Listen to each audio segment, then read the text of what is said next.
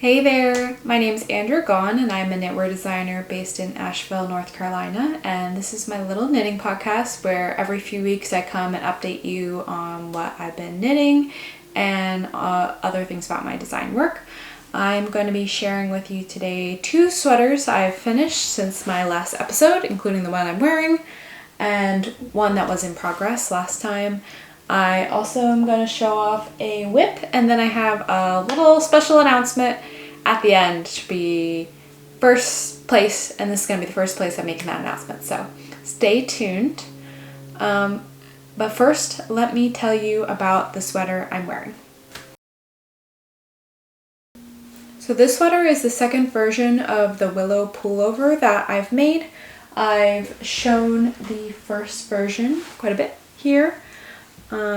This one is worked in a DK weight yarn, and I'll get into the yarn details, but for the second version I wanted to work to the same gauge with a fingering weight yarn and mohair held together to show an example of a different way of using this pattern. And I love DK weight yarn, but I love about DK weight patterns is that it's an easy sub.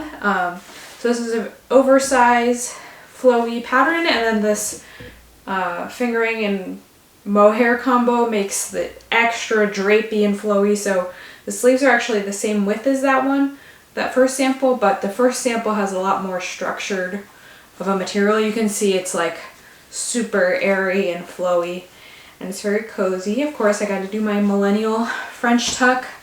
Can't be without that. Let me show you the yarn I used for this. So this is Biches and Bûches, Le Petit Lambswool, and Le Petit Silk and Mohair. And in both of these, it's the color gray beige. It's a really nice neutral light color.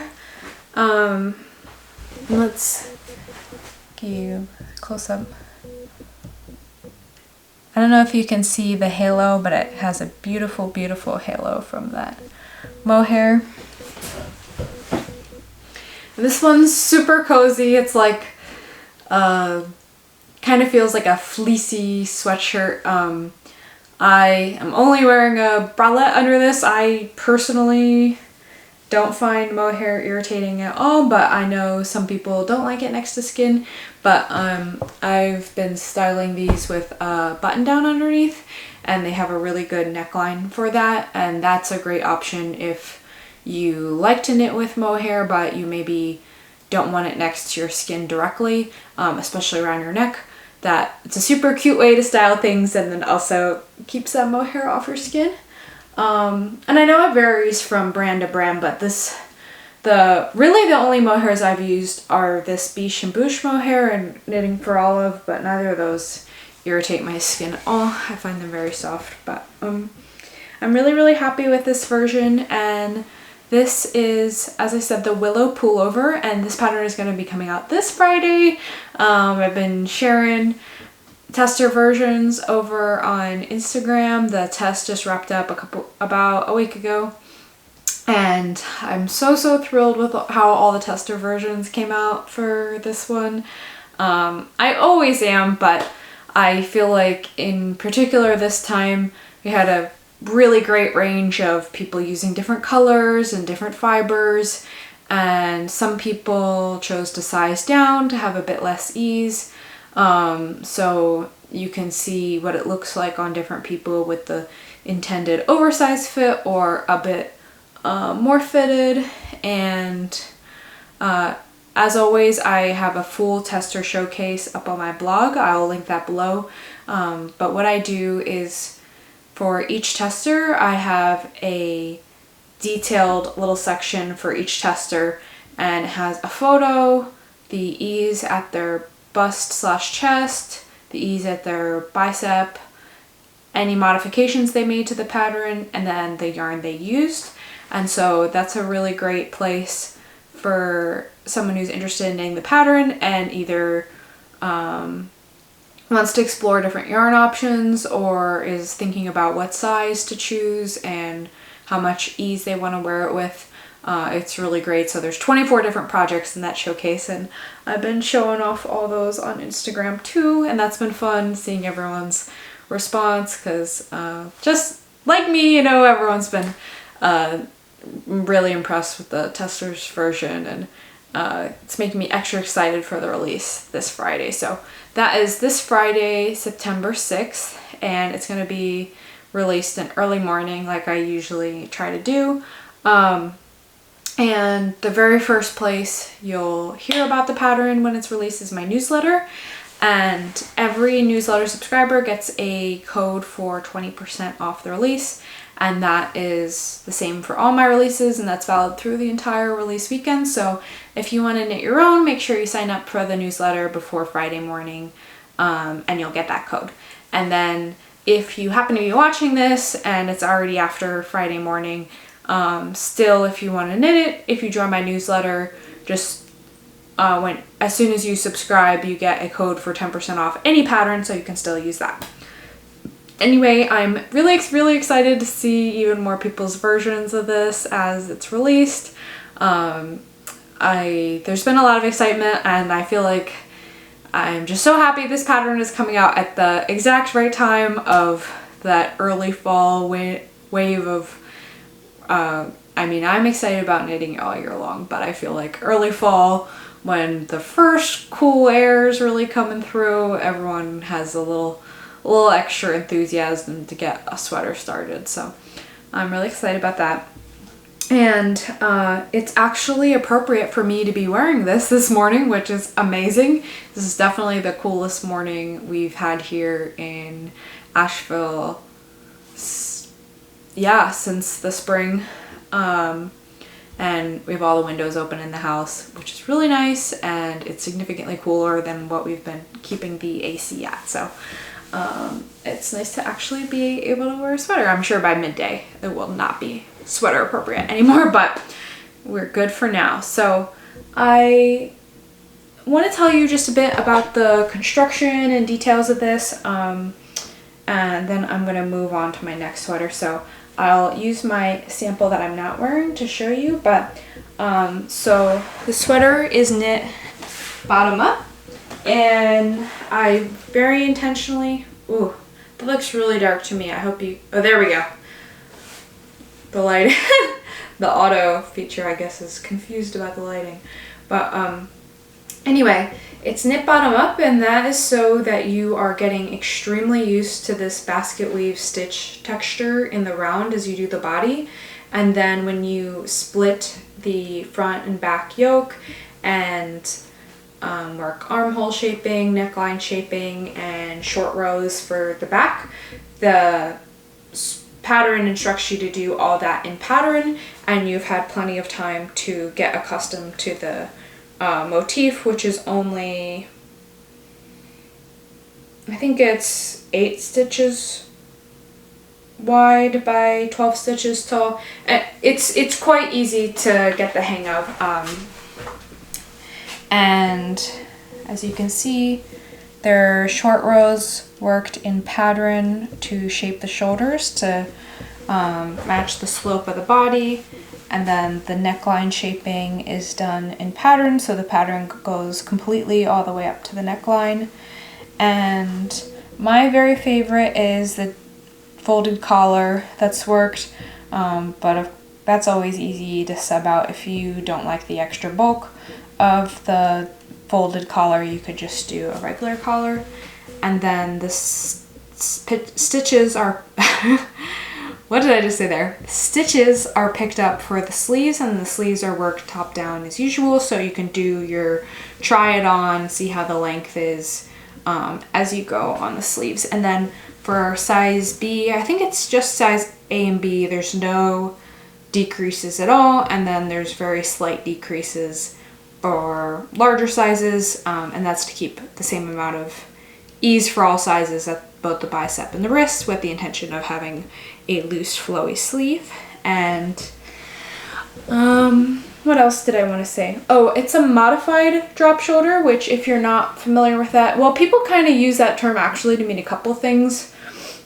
People will call it a modified drop shoulder if it is shoulder shaping, But what I mean by modified drop shoulder is that some of the sizes have armhole shaping. So this is a size B, and it is just a straight line from the body to the yoke. But and that makes it so that this material falls down. Oh, why am I showing you on that one? I'm wearing one. Actually, you really can't even, it's difficult to even see where the sleeve begins, which is kind of a cool thing of this pattern. It doesn't line up exactly, but just the nature of the pattern. But anyway, the sleeve falls to about here just from the yoke, and having shoulder shaping makes it so that the very largest sizes, which have a wider body, don't have that coming all the way to down here. We want it to hit at a similar place on the arm for all sizes, even though it's not visible still structurally, and then how long the sleeve ends up being, it keeps it more consistent across the sizes. So that's always what I do when I make a drop shoulder sweater pattern. And some other little details are, like a lot of my patterns, the edges are finished with tubular bind off, which just makes it extra neat and polished looking at the edges. And overall, I'm really happy with this pattern, and I think that is all I need to say about it for right now. So let's talk about the other sweater I finished since I last did a podcast for you all. So I've completed my Belmullet sweater, which was a work in progress last time I filmed.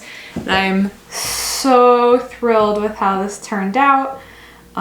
This design was a journey. I originally started it as a bottom-up design, but then after completing basically the entirety of the body and yoke, decided to restart it as top down, and I am really thrilled with how it turned out the second time. And you can see here I didn't have any sleeves last time, so the sleeves echo the same honeycomb motif that is in the center of the front and the back. The matches. And again, this is drop shoulder, modified drop shoulder, so same thing. This is size B, no armhole shaping, but the larger sizes have armhole shaping, and there is short row shoulder shaping to give some shape to the top of it. So, and what that does is it, when you're wearing the sweater, the shoulder shaping, this might not be like super intuitive, but the shoulder shaping makes it so there's less bulk at the underarm, because if you imagine if the sweater went straight out instead of sloping, it's gonna slope when it's on your body, so that just means that there's more fabric that is in this underarm fabric, which a feature of drop shoulder sweaters is there is going to be extra fabric, but it helps reduce the bulk of that. And then you can see what features I like. Again, this one has a folded collar and tubular bind off. So honestly, this sweater actually has a, what is happening?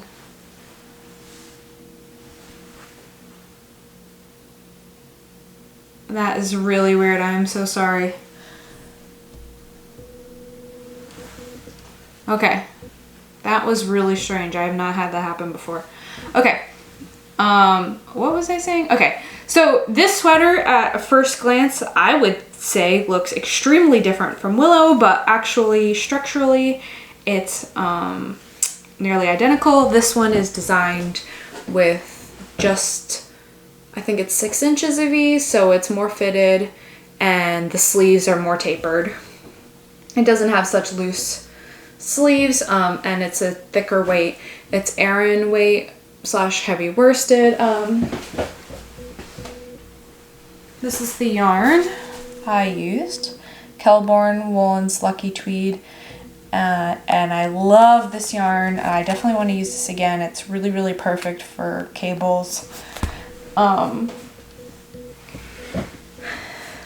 Yeah, the main thing that differentiates this sweater, of course, is that it is completely different stitch patterns and instead of one overall stitch pattern, it has several different stitch patterns, double moss, different cables, honeycomb cables, repeated throughout.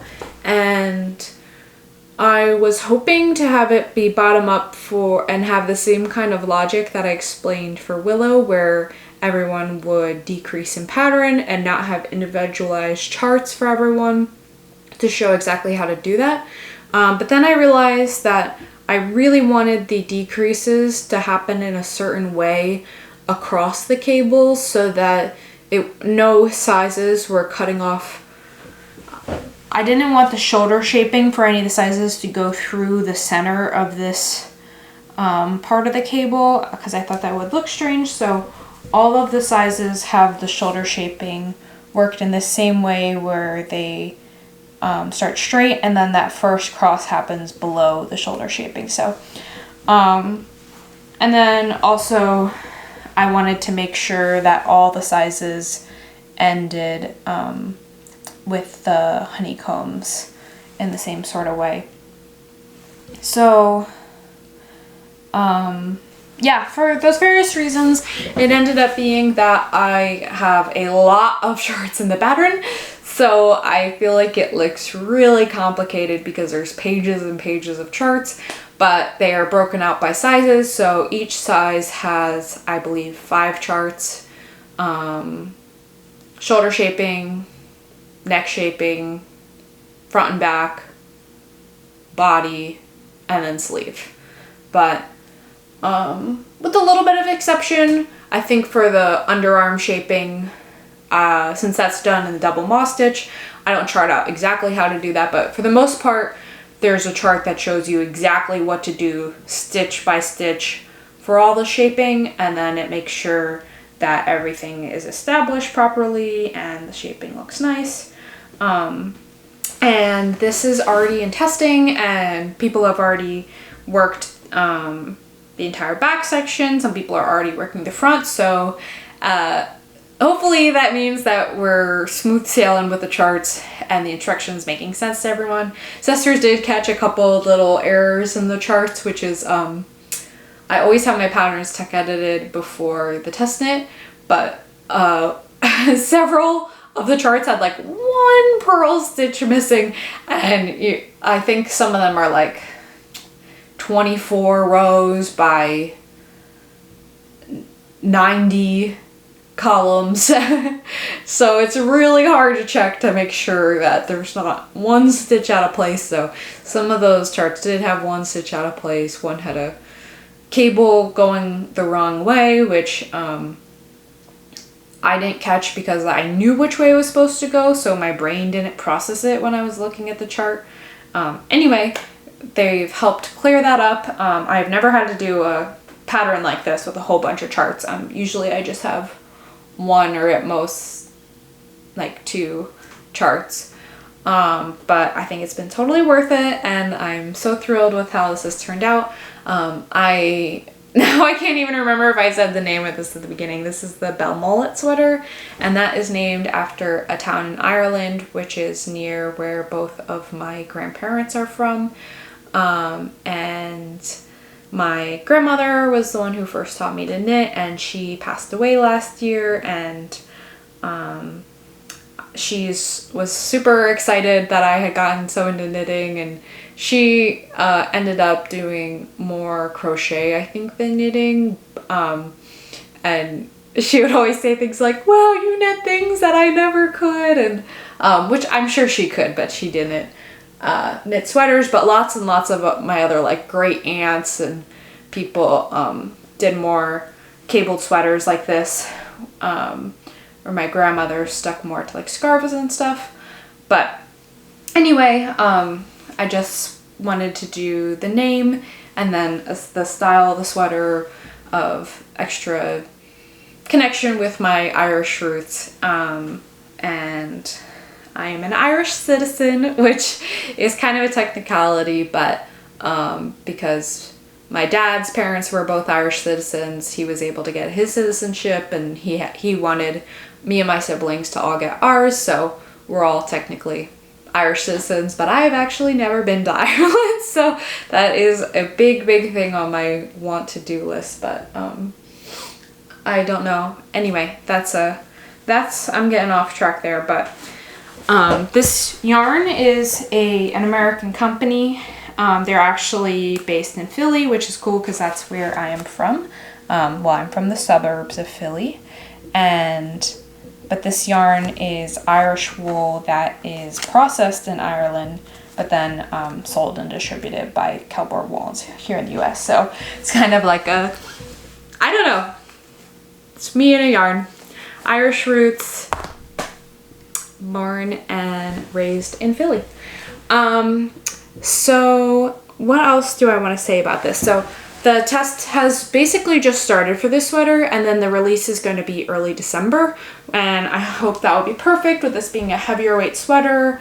It'll be the time of year that would be really appropriate, and then also I kind of have a vision that, you know, people could get the sweater when it comes out in early December, and it'll be a great thing to be working on over the holidays. I always like to have a project I'm really excited about and something, especially like this, something kind of engaging to have the time to focus on and enjoy during the winter holidays. So I hope that people will be looking forward to this one when it comes out.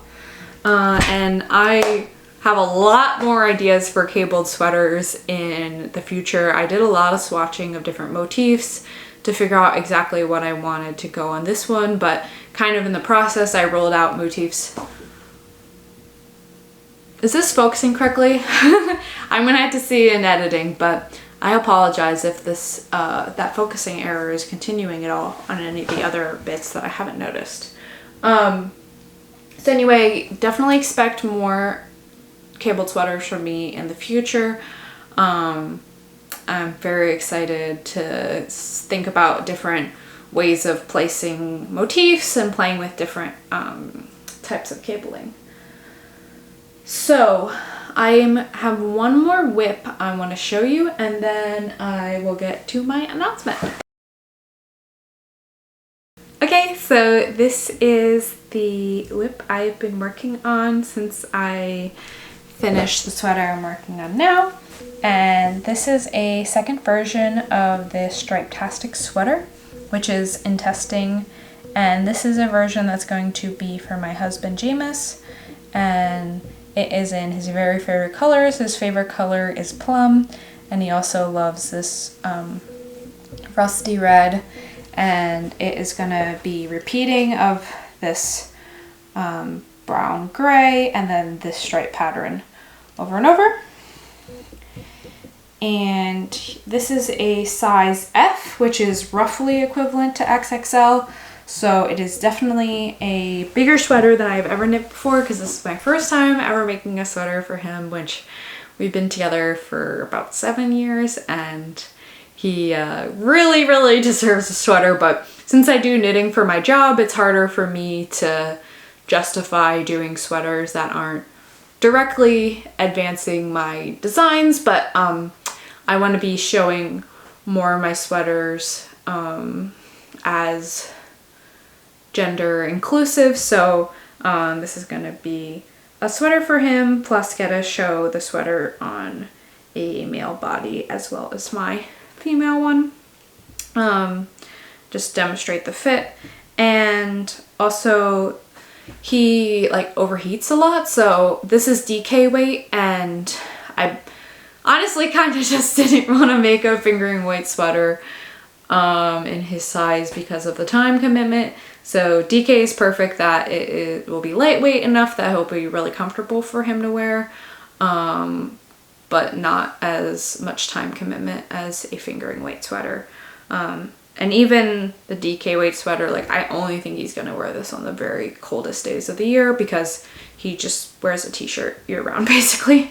But I'm really excited about these colors. These are all colors from Sonder Yarn Co., which is the yarn I used for my original sample. And let me grab, I think I have another skein of each of these somewhere.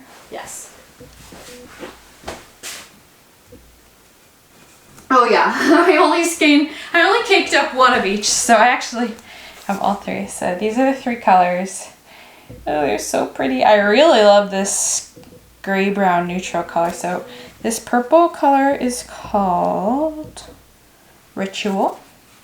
It's a very, very deep dark purple.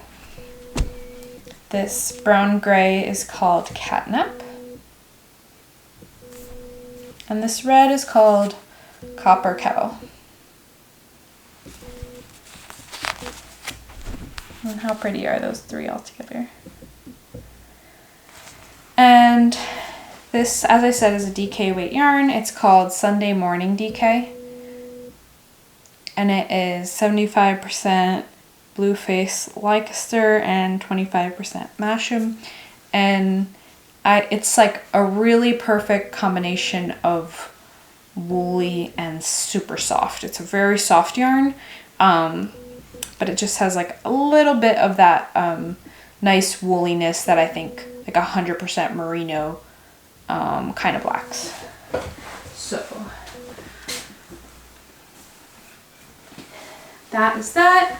My original intent was for that to be done by the release and have us photograph together. Because of some other knitting plans I have now between now and the release in October. I'm not sure if this is going to be done in time, but that's okay.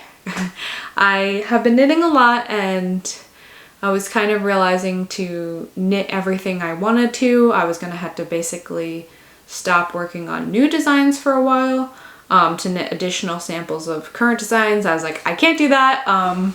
I like the momentum of working on new designs. So anyway, that one will definitely be finished by this winter for him, but it may or may not be done by the actual release of the pattern. Okay, and now for our special announcement. Okay, so I love talking about knitting and diving into specifics, and I have been interested since I started designing in the possibility of teaching classes. And I feel like before you start teaching classes, you're kind of always like, am I qualified enough? Do I know enough? But I spend a lot of time thinking about knitting, researching knitting, working on knitting. So I've got my confidence up, and I'm going to be teaching my first class, and it is going to be at Black Mountain Yarn Shop, which is in Black Mountain, North Carolina, just outside Asheville. Lovely little shop, and that is going to be in early November. I'm going to save the date and time specifics for when it's officially announced. But I just spoke with Danny, the owner, about the topic of the class and structure and everything, and I'm getting really excited. It's going to be 2 hours, and it's going to be about modifying sweaters for a better fit. So how to figure out how much length to add or remove from body and sleeves to get your preferred fit, and then also how to change aspects of the yoke, like the underarm depth and bicep circumference, to get a best fitting sweater for you. So it's gonna be just explaining how to do that for any pattern, but if people have specific patterns that they're interested in taking a look at, we can look at that with them.